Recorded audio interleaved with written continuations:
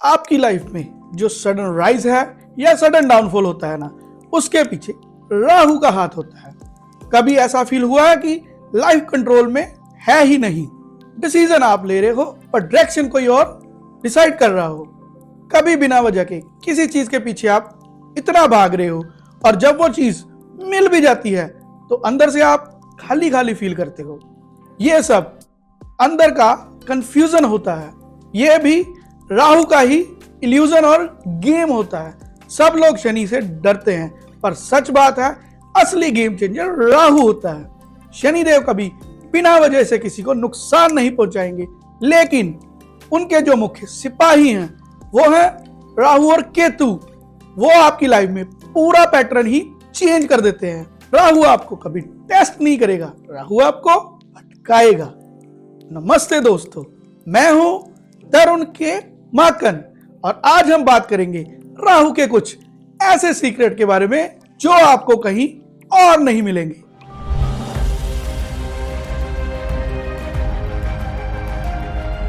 समुद्र मंथन के टाइम पे एक राक्षस था जिसका नाम था स्वरभानु, सिंहिका का पुत्र।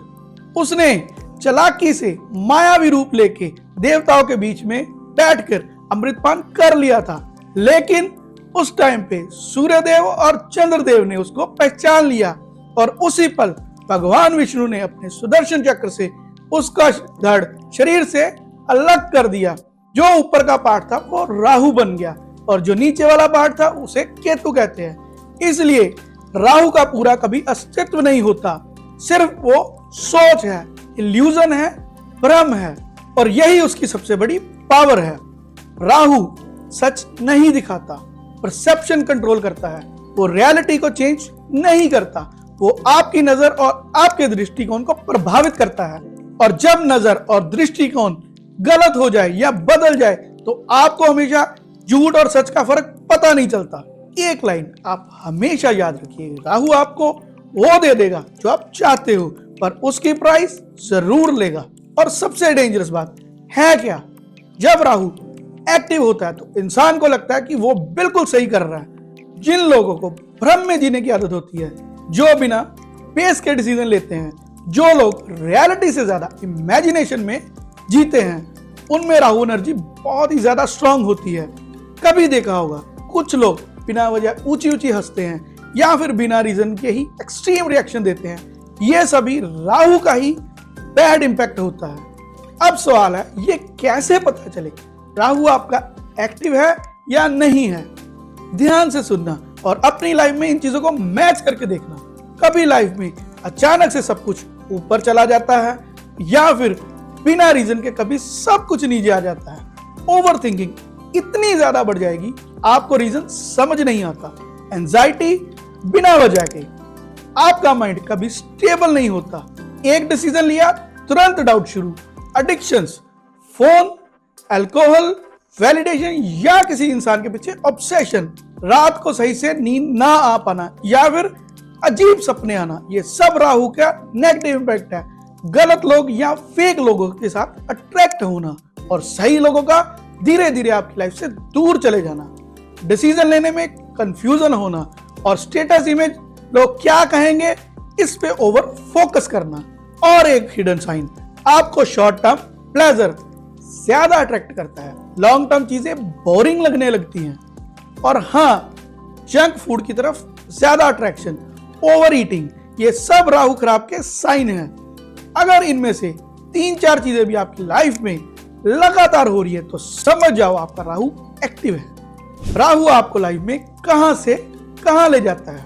ये आपको फेम देगा पर कभी स्टेबिलिटी नहीं देगा, पैसे देगा पर शांति नहीं देगा, रिलेशनशिप भी देगा पर कभी भी क्लैरिटी नहीं देगा। आप बाहर से सक्सेसफुल तो दिखोगे लेकिन अंदर से रेस्टलेस और एम्प्टीनेस फील करोगे। शॉर्टकट्स देता है और इंसान को लगता है कि वो स्मार्ट है, पर लेकिन धीरे धीरे वो शॉर्टकट ही उसकी आदत बन जाती है और फिर वही आदत डाउनफॉल का रीजन बन जाती है। एक लाइन हमेशा याद रखिएगा, राहु फास्ट देता है पर स्टेबिलिटी कभी नहीं देता। लेकिन राहु नेगेटिव नहीं है, राहु को कलयुग का राजा भी कहा जाता है। इसका मतलब क्या है? इसका मतलब है आज के टाइम में जो सिस्टम चल रहा है उसमें राहु की एनर्जी बहुत ही पावरफुल है। अगर आपका राहु शुभ हो तो आपको अच्छी सोच देगा और आपको आपकी सोच से भी ज्यादा दे देगा, जैसे कि foreign travel, technology, social media में सक्सेस, वायरल ग्रोथ, मास फेम और out of the box thinking.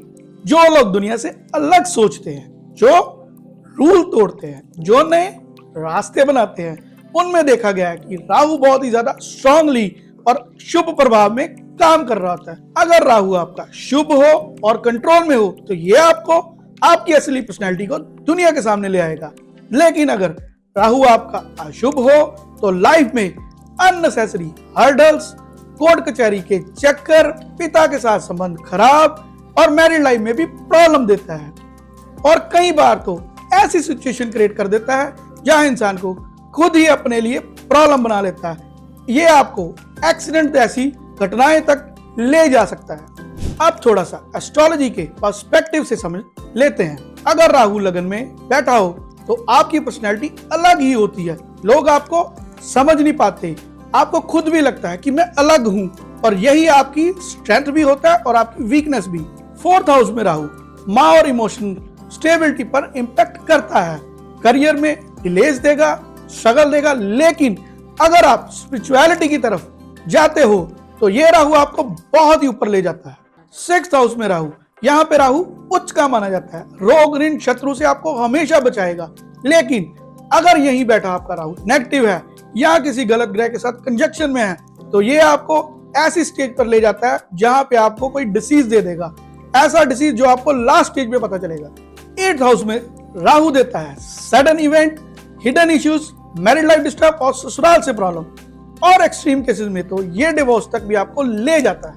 12th house का राहु अगर आपका शुभ है तो आपको फॉरेन में सेटलमेंट दे देता है और स्पिरिचुअली आपको बहुत ज्यादा ग्रोथ देता है। लेकिन अगर नेगेटिव हुआ तो आइसोलेशन, जेल यात्रा या फिर आपको रॉन्ग पाथ पे ले जाता है। अब ये सवाल है कि क्या करें। सबसे पहले एक बात समझ लो, राहु को कंट्रोल नहीं करना, राहु को हमेशा बैलेंस करिए, और जब राहु बैलेंस हो जाता है तब आपकी लाइफ में क्लैरिटी और डिसिप्लिन ऑटोमेटिकली आ जाता है।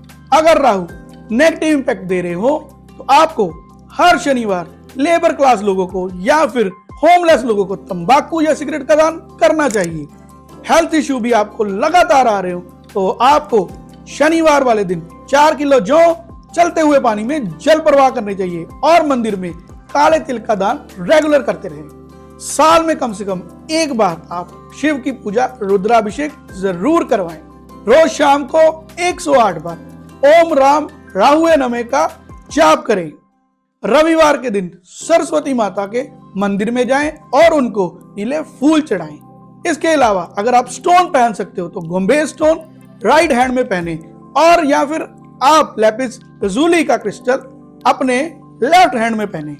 अगर आपको बिजनेस में कोई दिक्कत आ रही हो तो फिर आप दुर्गा माँ की पूजा करें, दुर्गा सहस्त्रनाम का पाठ करें, और सबसे बड़ा उपाय अपनी लाइफ में शॉर्टकट लेना बंद करें, क्योंकि राहु शॉर्टकट से अट्रैक्ट होते हैं और डिसिप्लिन से कंट्रोल होते हैं। ये सब रेमेडी आपकी राहु की एनर्जी को बैलेंस करेंगे। याद रखना, राहु आपकी लाइफ बर्बाद भी कर सकते हैं और आपको दुनिया में टॉप पे भी लेके जा सकते हैं। डिफरेंस सिर्फ इतना होता है, या तो आप उसको कंट्रोल करते हो या फिर राहु आपको कंट्रोल कर रहा होता है। अगर आप अपनी लाइफ में कंट्रोल लेना चाहते हो तो पहले राहु को समझना पड़ेगा। अगर आपको ऐसे ही हिडन सीक्रेट जानना पसंद है तो वीडियो को लाइक करें, शेयर करें और चैनल को सब्सक्राइब जरूर करें। मैं हूं तरुण के माकन, मिलते हैं नेक्स्ट वीडियो में।